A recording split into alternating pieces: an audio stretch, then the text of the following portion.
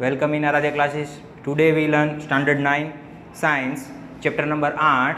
Name is Motion. Last lecture में हमने chapter number 5 cover किया था, the fundamental unit of life. तो today we learn chapter number 8, lecture number 1. Motion क्या होती है?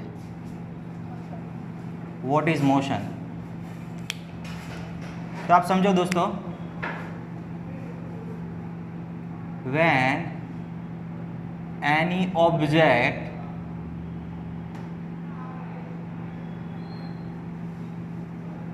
change its position respect to time.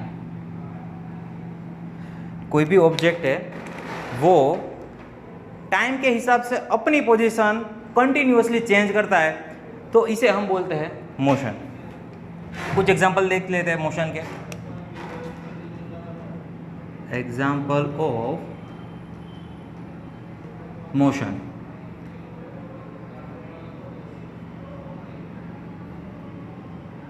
Birds can fly.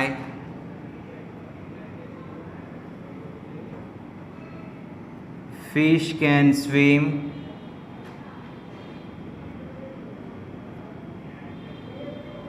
Blood flows into veins.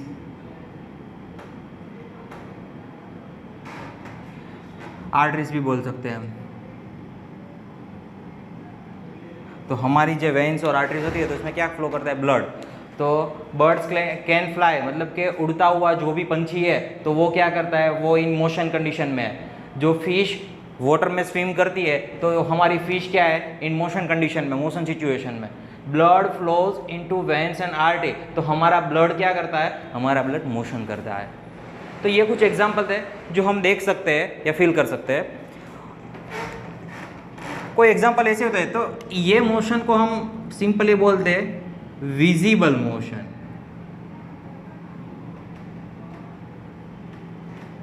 कुछ invisible होते हैं.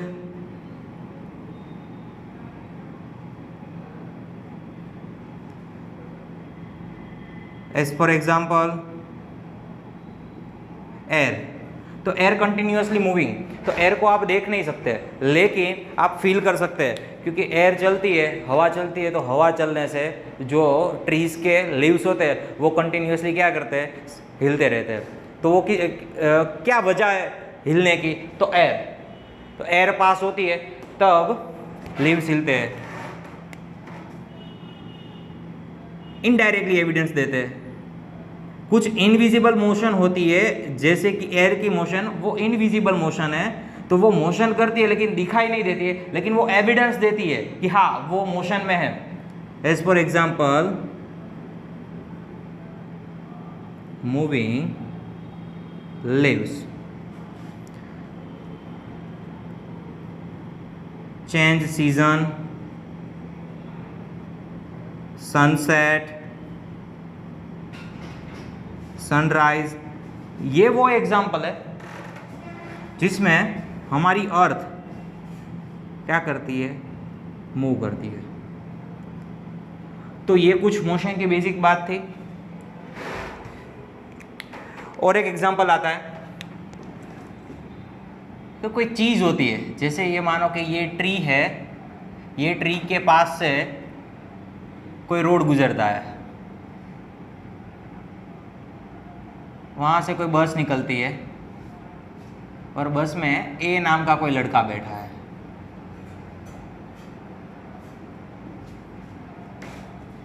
और ये ट्री के पास कोई बी नाम का लड़का खड़ा है. When bus pass through this road, this tree feel as a motion in backward direction. जब बस में कोई ए नाम का लड़का बैठा है तो ए नाम का लड़का, ये ट्रीज है तो ट्रीज को कौन से डायरेक्शन में मूव करते देखा? बैकवर्ड डायरेक्शन में मूव करते देखा. तो वो तो आपने भी देखा होगा.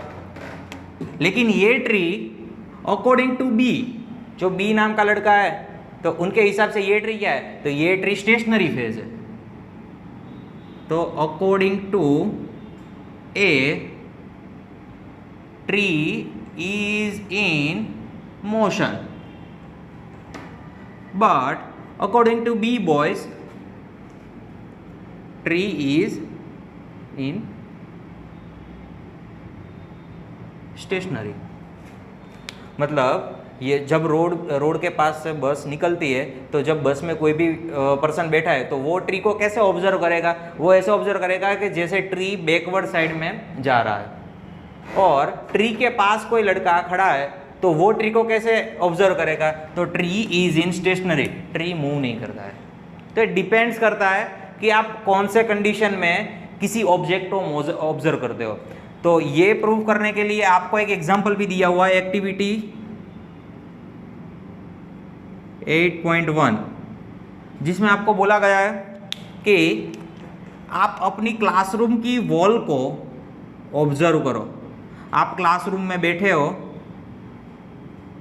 और क्लासरूम की वॉल है, उन्हें ऑब्जर्व करना है और देखना है कि ये मोशन में है या स्टेशनरी है।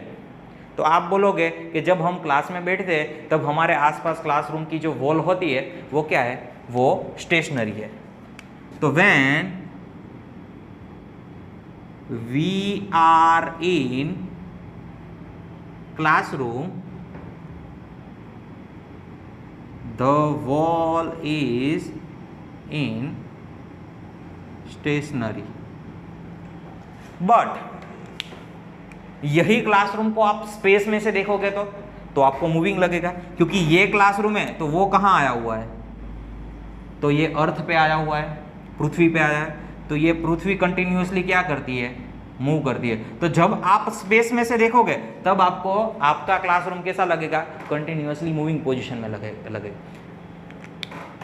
तो ये एक्टिविटी प्रूव करती है कि आप किसी भी चीज को कौन से कंडीशन में देखते हो, चाहे स्टेशनरी फेज में देखते हो, चाहे इन मोशन कंडीशन में देखते हो।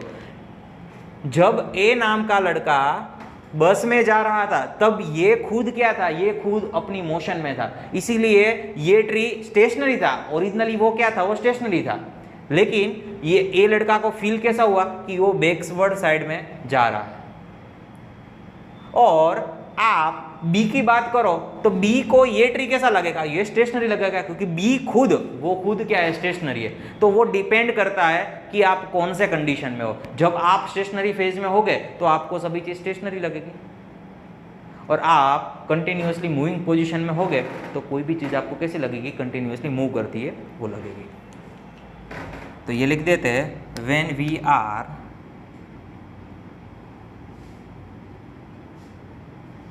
इन स्पेस, स्पेस को अवकाश बोलते हैं,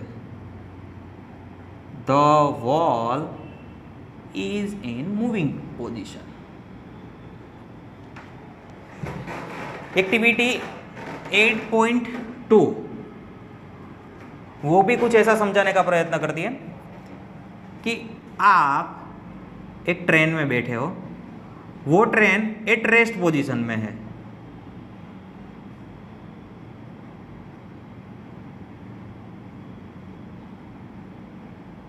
और अचानक पास से कोई तेज गति से ट्रेन निकलती है। तो ये ट्रेन क्या है, एट मूविंग पोजीशन।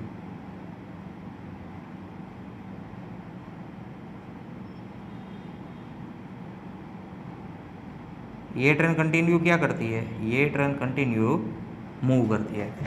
आपकी ट्रेन है वो सिंपल खड़ी है, रेस्ट पोजीशन में है, और आपके पास सडनली कोई मूविंग पोजीशन में ट्रेन निकलती है नियरली, तो आपको अपनी ट्रेन क्या लगेगी, थोड़ी बहुत मूव करती है। हाँ, वो आपने फील किया होगा। तो ये सभी बात दिखाते हैं कि आप किसी भी मोशन को कौन से कंडीशन में ऑब्जर्व करते हो, उस हिसाब से आपको मोशन का अंदाजा मिलेगा।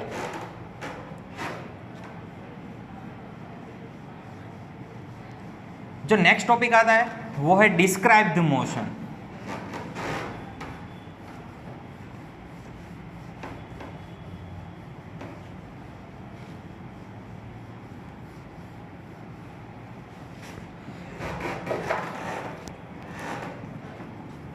चलो,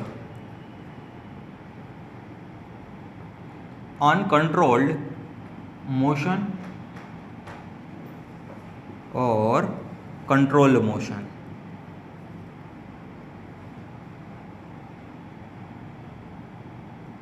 अनकंट्रोल मतलब वो मोशन जिस पर आप कंट्रोल नहीं कर सकते, जैसे सुनामी, रिवर फ्लड, तो वो कंडीशन ऐसी है कि आप कंट्रोल नहीं कर सकते हो, तो वो कितनी ताराजी तूफान मचाता है हमारे आसपास, वो तो आपने देखा ही होगा। तो अनकंट्रोल जो मोशन होती है वो हमारे लिए बेनिफिशियल नहीं है, और ये कंट्रोल मोशन होती है वो हमारे लिए बेनिफिशियल है। वाटर की बात करेंगे, वाटर का अनकंट्रोल मोशन मतलब सुनामी, रिवर फ्लड, सुनामी की बात करें हम, रिवर फ्लड की बात करें, तो ये फिनोमिना सब ऐसे है कि इसमें कई लोगों की जान चली जाती है, कई लोग पायमाल हो जाते हैं। लेकिन कंट्रोल मोशन, तो हम वाटर की बात करेंगे, वाटर की कंट्रोल मोशन, तो जैसे हमें जो डैम होता है ना, तो डैम क्या देता है, जनरेट इलेक्ट्रिसिटी, तो वो तो हमारे लिए क्या है, बेनिफिशियल है।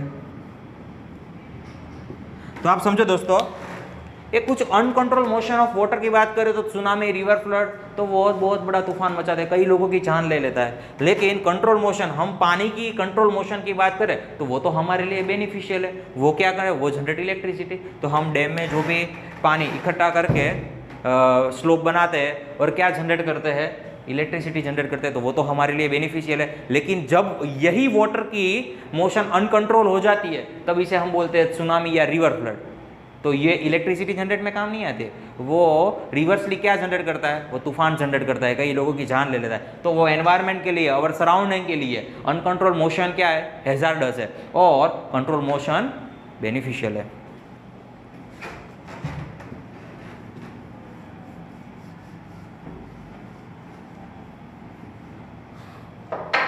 Then we study describe the motion.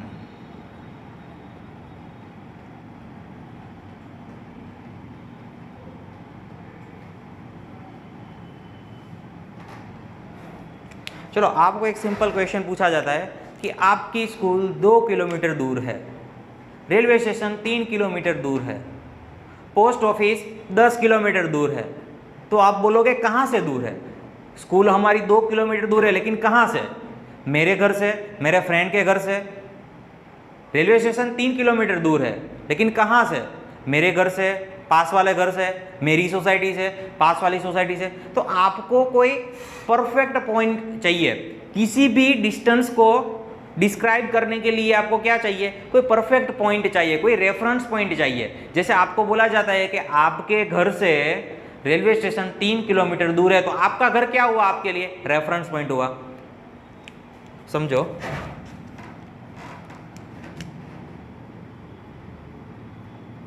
ये आपका घर है और ये कोई रेलवे स्टेशन है, चलो, और आपको बोला जाता है कि आपके घर से रेलवे स्टेशन का डिस्टेंस 2 किलोमीटर है। मतलब कि आपका घर क्या हुआ आपके लिए? Reference point.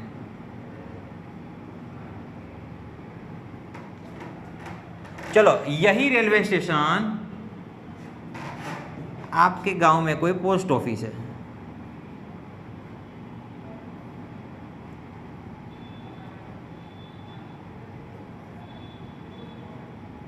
तो पोस्ट ऑफिस से रेलवे स्टेशन का डिस्टेंस 4 किलोमीटर है। तो ये पोस्ट ऑफिस आपके लिए क्या हुई? Reference point. तो आप ये बात समझो, आपको कोई भी लोकेशन को डिस्क्राइब करना है, समझो दोस्तों, आपको कोई भी लोकेशन को डिस्क्राइब करना है, तो वो डिस्क्राइब करने के लिए आपको क्या चाहिए? एक रेफरेंस पॉइंट चाहिए। आपके पास रेफरेंस पॉइंट होगा तभी आप किसी भी डिस्टेंस को मेजर कर सकते हो। तो when describe any location you have to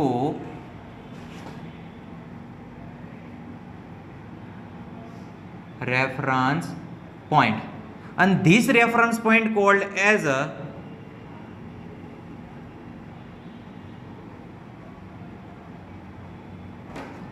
as origin. अगर आपको सीधा ऐसा बोला जाता है कि 3 किलोमीटर दूर है रेलवे स्टेशन, 5 किलोमीटर दूर है पोस्ट ऑफिस, तो आप बोलोगे कहाँ से? तो जो कहाँ से क्वेश्चन आता है तो उनका जवाब होता है कि आपको क्या चाहिए, कोई रेफरेंस पॉइंट चाहिए, तो रेफरेंस पॉइंट को हम क्या कहते हैं? ओरिजिन. और आगे बात करते हैं straight line motion. What is travelled distance, what is displacement?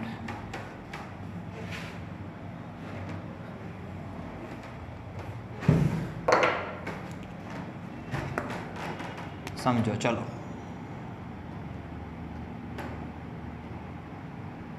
Motion in straight line, आप मोशन अलोंग स्ट्रेट लाइन भी बोल सकते हो. तो आपके पास कोई 60 किलोमीटर लंबा एक रोड है, सीधा रोड है, तो ये 0, ये 5, 10, 15, 20, 25, 30, 35, ये 40. मैं नंबर नहीं बोल रहा हूँ, किलोमीटर बोल रहा हूँ. 45, 50, 55 और लास्ट वाला पॉइंट 60. तो ये क्या? ये है हमारा किलोमीटर. ये हमारा एक रोड है दोस्तों, ये क्या है? रोड है. और आप ये ओरिजिन हमारा ओ पॉइंट है, वहां आप खड़े हो और वहां से सीधा आप जाते हो एट पोजीशन ए. तो आप सबसे पहले ओ थे, बाद में जाते कहाँ हो? ए से. तो ट्रैवल्ड डिस्टेंस, आपका ट्रैवल्ड डिस्टेंस कितना हुआ? 60 kilometre. Yes.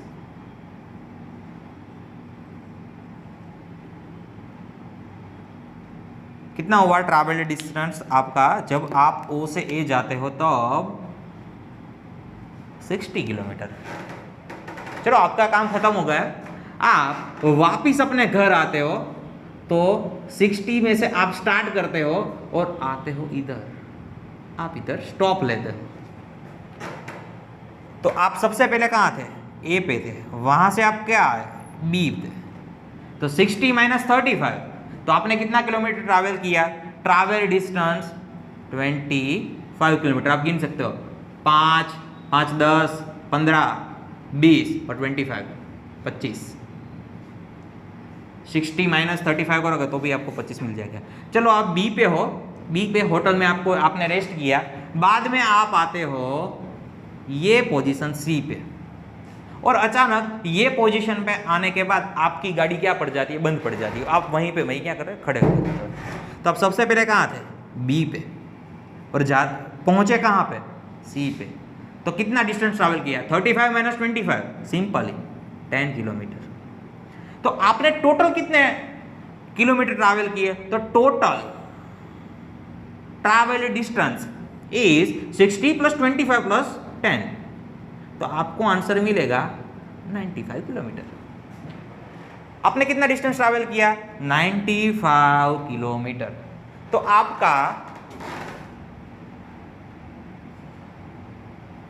Travelled distance is equal to 95 kilometre. लेकिन मैं डिस्प्लेसमेंट भी बात करूं तो आप बोलोगे व्हाट इज डिस्प्लेसमेंट?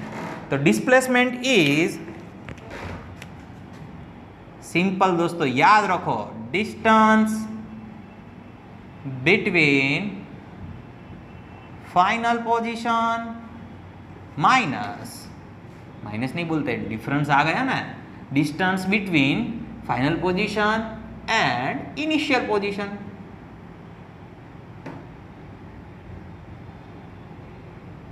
चलो, आपकी फाइनल पोजीशन कहाँ पे है? तो आपकी फाइनल पोजीशन पे है 825 किलोमीटर. आपने स्टार्ट कहाँ से किया था? आपकी इनिशियल पोजीशन थी 0 किलोमीटर. तो हम बात करते हैं दोस्तों डिस्प्लेसमेंट की. दोस्तों समझो, डिस्प्लेसमेंट कहाँ है? तो distance between final position and initial position, तो वो कैसे मिलेगा? तो फाइनल पोजीशन में से इनिशियल पोजीशन का जो भी नंबर है उसको क्या कर दो, माइनस कर दो। तो हमारी फाइनल पोजीशन थी 25 किलोमीटर पे, इनिशियल पोजीशन थी 0 किलोमीटर पे, तो माइनस करके हमें आंसर मिलेगा 25 किलोमीटर। तो मैं इधर लिख देता हूँ, ये क्वेश्चन मार्क है ना, वो हटा के लिख देता हूँ 25 किलोमीटर, अच्छी तरह से लिखे। ओके, तो आपने देखा कि टोटल ट्रैवल डिस्टेंस और डिस्प्लेसमेंट, ये दोनों वैल्यू में ट्रैवल डिस्टेंस ज़्यादा हो सकता है, लेकिन हमारा डिस्प्लेसमेंट 25, वो ट्रैवल डिस्टेंस से कम है। कहीं कभार तो वो 0 भी हो सकता है। कौन से पोजीशन में? तो आप देखो कि आप सी पे खड़े हो, तब आपका डिस्प्लेसमेंट क्या है, 25 है, लेकिन आप ओ से स्टार्ट करते हो, 60 किलोमीटर ट्रैवल करते हो और ए पोजीशन पे पहुंचते हो, और वहां आपका काम फिनिश हो जाता है और वापस अपने आप घर आ जाते हो। मतलब कि 60 किलोमीटर से आपकी जर्नी स्टार्ट होती है और वापस 0 पे फिनिश होती है। मतलब 0 से 60 किलोमीटर ट्रैवल किया, 60 से वापस अपने घर, अगेन 60 किलोमीटर का आपने ट्रैवल किया, तो आपने टोटल ट्रैवल कितना किलोमीटर किया, 120 किलोमीटर किया। लेकिन आपका फाइनल पोजीशन क्या है? तो आपका फाइनल पोजीशन है आपका घर। इनिशियल पोजीशन क्या थी? वही आपका घर। तो सिंपल बात है, तो डिस्प्लेसमेंट की वैल्यू 0 हो सकती है, लेकिन टोटल ट्रैवल डिस्टेंस कभी 0 नहीं हो सकता है। तो ये पॉइंट याद रखना है कि travel distance can not be 0, but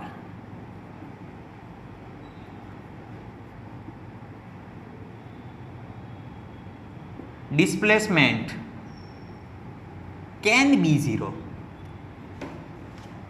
note copy में अच्छी तरह से लिख लेना, travel distance can not be 0। आप कुछ ट्रैवल करते हो, मतलब कि आपने कुछ किलोमीटर का क्या किया, ट्रैवलिंग किया, बराबर, तो वो कभी 0 नहीं हो सकता है, लेकिन हाँ डिस्प्लेसमेंट 0 हो सकता है। और एक बात शॉर्टकट याद रखनी है, तो travel distance always greater than or equal to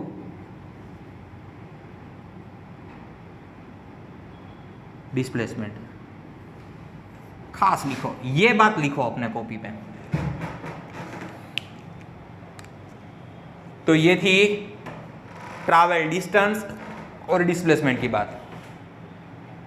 चलो और देख ले, एक्टिविटी नंबर 8.3। यस,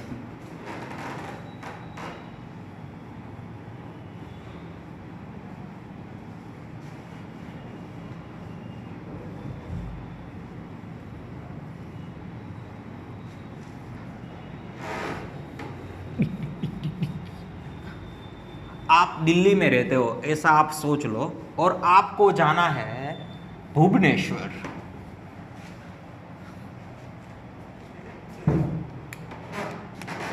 आप कहाँ पे रहते हो? दिल्ली पे रहते हो, और आपको जाना है भुवनेश्वर। और आपने रोड मैप में देखा कि दिल्ली टू भुवनेश्वर ये डिस्टेंस है ना, अराउंड 1700 किलोमीटर है। और आपने नई कार खरीदी है, दिल्ली से खरीदी है, और आप लेके जाते हो कहाँ जाने के लिए? भुवनेश्वर जाने के लिए। और आप इधर से जर्नी स्टार्ट करोगे, जाओगे जाओगे जाओगे जाओगे और लास्ट कहाँ पहुँचोगे? भुवनेश्वर पहुँचोगे। तब आपके कार का जो ओडोमीटर होता है ना, कि जो किलोमीटर इंडिकेट करता है, तो वो आपने ऑब्जर्व किया 1800 किलोमीटर।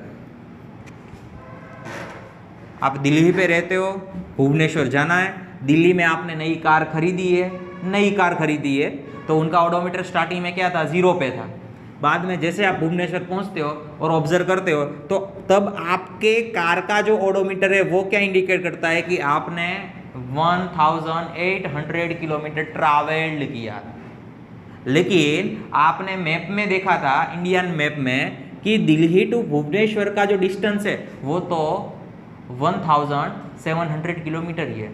तो ये 100 किलोमीटर ऐड कहाँ से हुआ? तो आप दोस्तों समझो कि ये डिस्टेंस है ना, वो डायरेक्टली बताता है, मतलब डायरेक्ट डायरेक्शन में दिल्ली टू भुवनेश्वर ये दोनों सिटीज का डिस्टेंस है। लेकिन आप स्ट्रेट लाइन पे थोड़े जाते हो, तो आप कई कबार आप राउंड वे को ये डायरेक्शन पे आप कहाँ पहुँचोगे, भुवनेश्वर पहुँचोगे। मतलब कि आप ये सब किलोमीटर क्या काटते हो, एक्स्ट्रा काटते हो। अगर आप दिल्ली से भुवनेश्वर सीधा बाय रोड डायरेक्ट पहुँचोगे तो 1700 किलोमीटर ही आप ट्रैवल करोगे। लेकिन आप घूमते फिरते कर्वर रोड पे जाओगे तो कितना डिस्टेंस होगा, तो डिस्टेंस ट्रैवल ज़्यादा होगा। तो ये थी एक्टिविटी नंबर 8.3।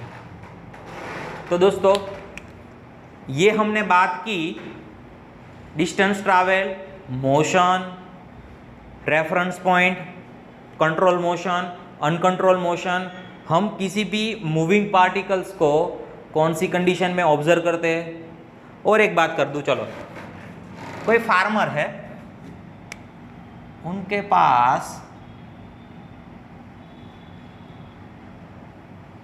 एक अपना फार्म है।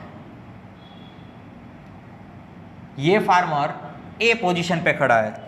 आप समझो ये है हमारा स्टार्टिंग पॉइंट, फार्मर का स्टार्टिंग पॉइंट।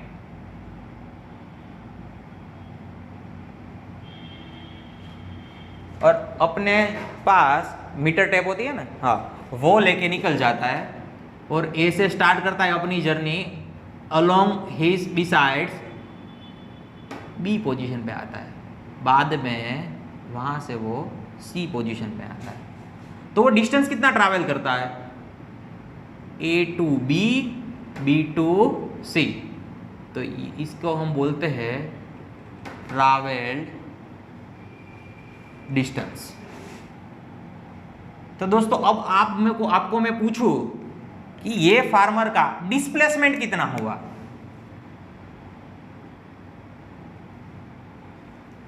तो आप बोलोगे ए से सी।